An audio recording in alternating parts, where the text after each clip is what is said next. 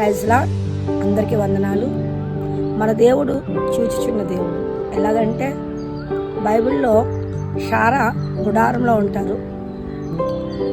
దేవుడితో అడుగుతారు, షారా ఎక్కడుందంటే గుడారంలో ఉందంట.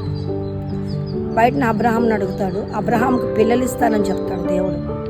అప్పుడు షారా గుడారంలో నవ్వుతుంది. నవ్వునప్పుడు దేవుడు అంటాడు, షారా నువ్వు ఎందుకు నవ్వుతున్నావు?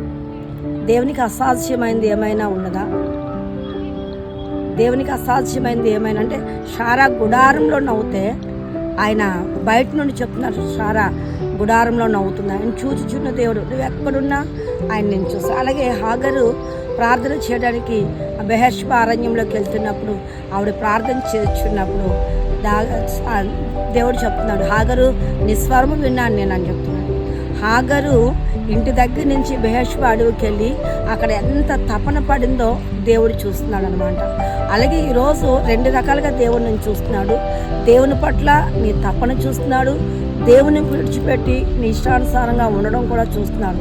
నువ్వు మంచిగా దేవుడికి కనబడితే హారమ్మలాగా మన స్థితిగతులు, ఎందుకంటే మృతతుల్యం అయిపోయిన అందులో నుంచి మరలా బిడ్డని కనడానికి దేవుడు సహాయం చేశాడు.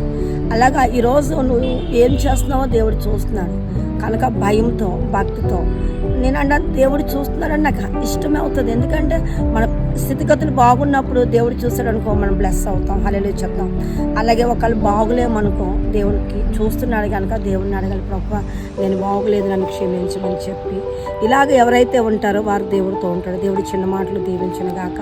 ఆమేన్. Praise the Lord. అందరికీ వందనాలు. God bless you.